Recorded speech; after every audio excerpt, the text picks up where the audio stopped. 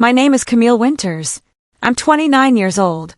When I was 21, my parents sat me at the dinner table and told me they were giving my education fund to my pregnant older sister.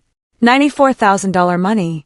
I stared at my parents across the dining table and felt something inside me go completely still. My mother kept smiling, as if she had just announced a generous family decision. My father wouldn't even meet my eyes. Then my mother said, "Your sister has a baby coming. She needs stability more than you do." I looked at my sister, Delphine. She was 27, pregnant, and sitting beside her fiancé with both hands wrapped around a glass of water. She looked embarrassed, but she didn't say no. That was the part that hurt most. I had spent years believing the money was the one thing my family couldn't take from me. My grandmother had created the fund specifically for my education. It was supposed to help me become a lawyer. Instead, my parents had decided my sister's emergency mattered more than my future. I had driven nearly 2 hours from Boston that afternoon because my mother insisted we needed a serious family dinner. Now I understood why. My father cleared his throat. "You're already in college," he said. "You can get student loans. You can work part-time. Delphine can't exactly do that with a baby coming." I almost laughed, not because anything was funny, because I had heard those words before. "You can handle it. You're stronger. She needs us more." Those sentences had followed me since childhood. When Delphine needed something, my parents found a reason to provide it. When I needed something, they found a reason I didn't. My mother reached across the table and touched my wrist. "You've always been the responsible one, Camille. This is your chance to help your sister." I looked down at her hand. Then I looked at the woman who had spent my entire childhood teaching me that being responsible meant needing nothing. I swallowed the anger rising in my throat. "Okay," I said. The room went silent. My father blinked. My sister stopped crying. My mother actually smiled with relief. "I knew you'd understand." I stood up slowly. "Can I go upstairs for a minute?" My mother nodded. I walked upstairs without arguing, without crying, without giving them the satisfaction of seeing me break. I closed the bedroom door behind me and sat on the edge of my old bed. Then I opened my banking app. The balance was still there.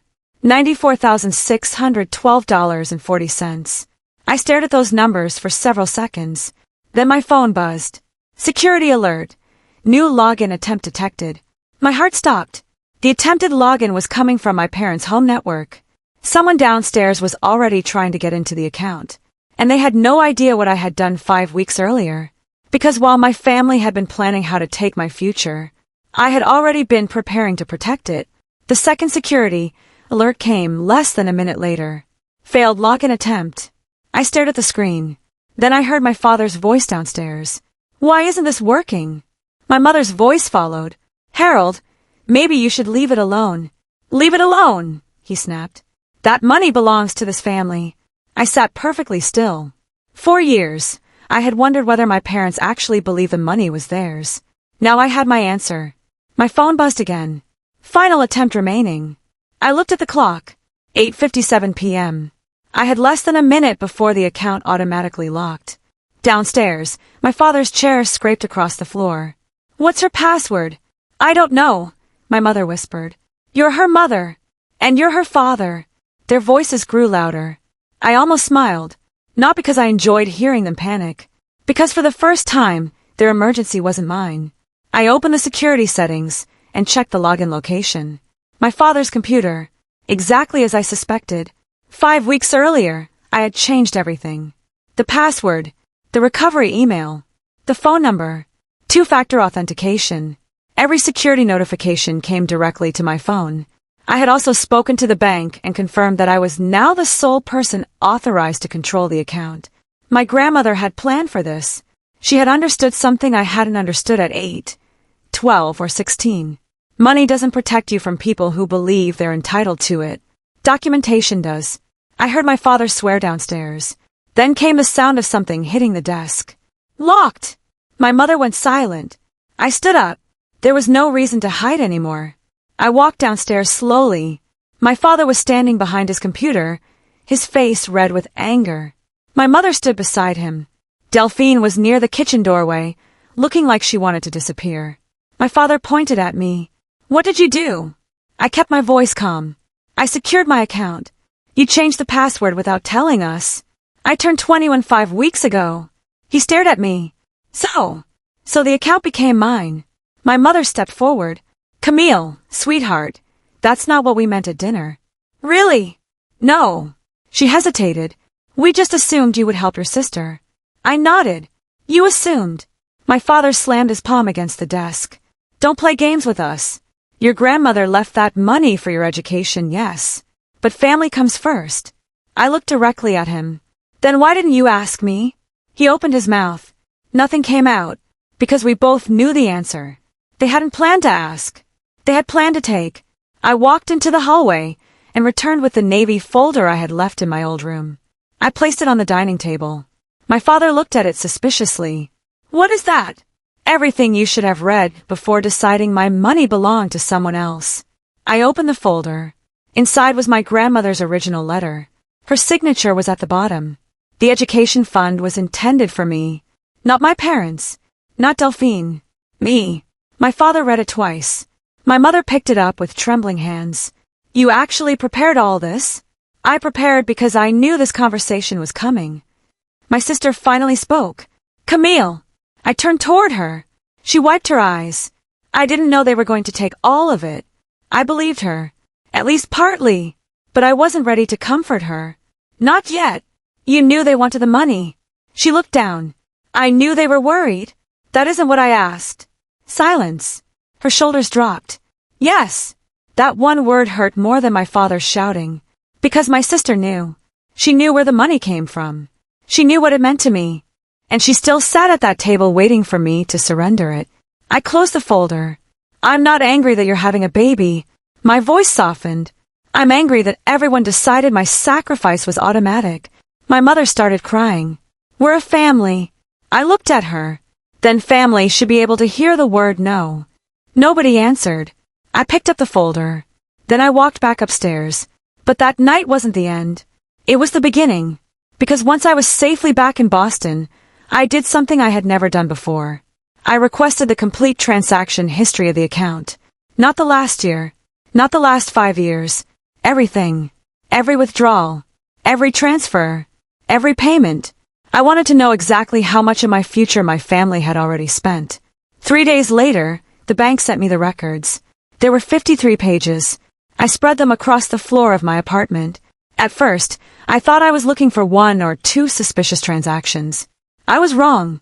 There were dozens. And besides, several of them were descriptions that made my stomach turn. Educational expense. Medical emergency. Family necessity. But the dates didn't match my education. The medical payments weren't connected to me. And some of the withdrawals happened while I was working 2 jobs to pay my own tuition. I kept turning pages. Then I found something that made my hands go cold. An email. My father's email. Years earlier, he had written to the bank asking whether he could use money from the account for urgent family expenses. The bank had replied clearly. The funds could only be used for my direct benefit. He had been told no. 10 days later, another withdrawal appeared. I stared at the page. Then I whispered. He knew. My father hadn't misunderstood. He hadn't made a mistake. He had asked. He had been told no. And then he had done it anyway. I sat on the floor surrounded by my family's financial history. For the first time, I stopped wondering whether I had imagined the unfairness. I had proof, but there was one number I still hadn't calculated. And when I finally added every suspicious withdrawal together, I realized my family hadn't just tried to take my future. They had already taken $14,200 from me. I didn't sleep that night. I sat on the floor of my apartment with the transaction records spread around me, staring at the same number. $14,200. It wasn't the amount alone that broke something inside me. It was the realization that every time I had been told, we can't afford it, someone else had been spending money that was supposed to protect my future. I thought about college, the nights I worked until midnight, the weekends I spent behind a cafe counter, the textbooks I bought secondhand because new ones were too expensive, and all those years, I had believed my parents simply couldn't help me. Now I knew better. The next morning, I called the attorney who had handled my grandmother's estate. His name was Martin Hale. He listened without interrupting as I explained everything. When I finished, he asked one question. Do you have the original documents? Yes. Then don't confront them yet. I frowned. Why? Because anger makes people careless, he said.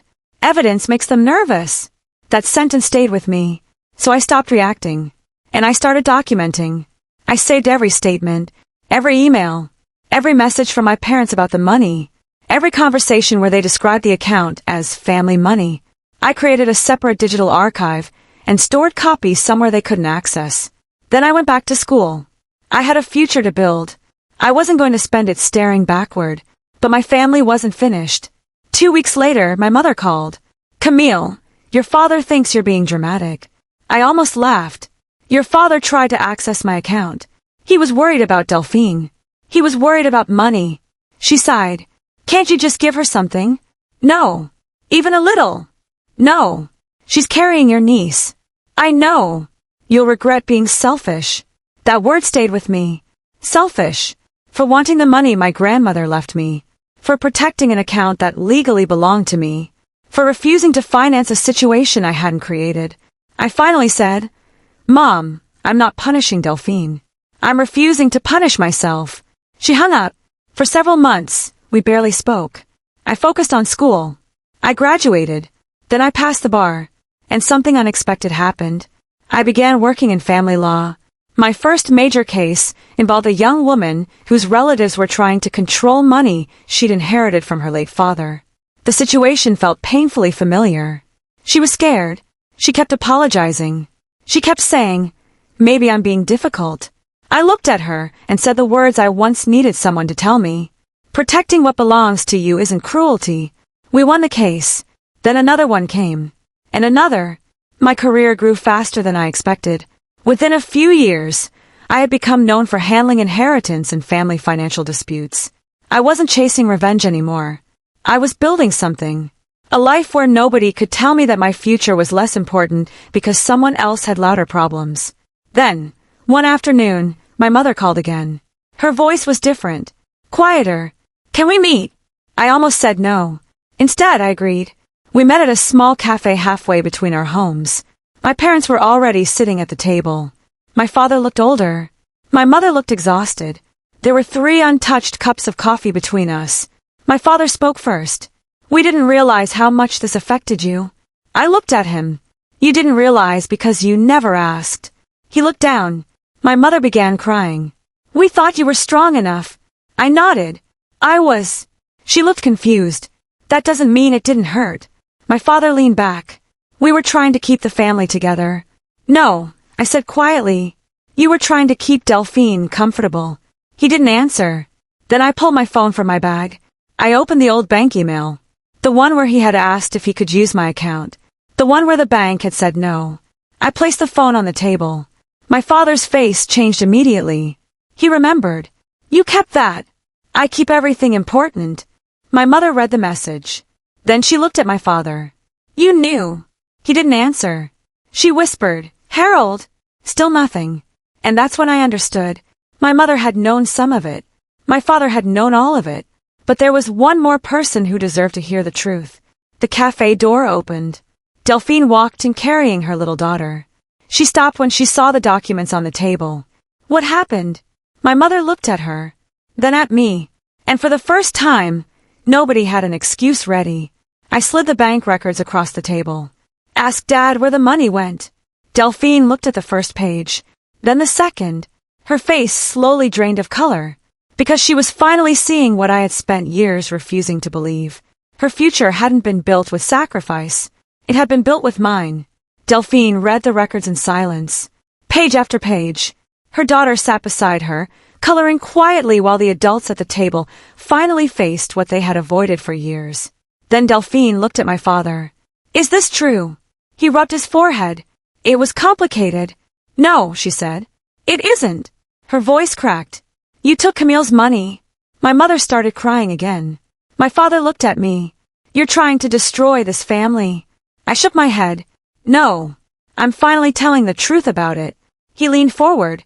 You have no idea what we sacrificed for Delphine. I stared at him. You sacrificed me. The words landed harder than shouting ever could. Delphine covered her mouth. My father became defensive. We were trying to help your sister. And I was your daughter too. Silence. I opened my bag and pulled out one final document. It was a financial summary I'd prepared after reviewing every suspicious transaction. "I could pursue this," I said. My father froze. My mother looked at the document. "What does that mean?" "It means there are consequences for using custodial funds for purposes they weren't intended for." My father immediately changed his tone. "You wouldn't do that." I looked at him. "I don't want revenge." He stared at me. "I want accountability." That was the moment the power shifted. For years, they had believed I would always back down. They had mistaken my patience for weakness, my silence for agreement, my kindness for permission. But I wasn't 21 anymore. I wasn't the girl sitting at the dinner table hoping her parents would finally choose her. I was a lawyer. And more importantly, I was someone who had finally learned to choose herself. My father asked what I wanted. I thought about it carefully. "I want the truth." He looked confused. "That's it." "No." I looked at my mother. "I want boundaries." Then I looked at Delphine. "And I want my relationship with my sister to be separate from your decisions." Delphine's eyes filled with tears. "I should have said something that night." I nodded. "Yes, you should have." She looked down. "I was scared." "I know.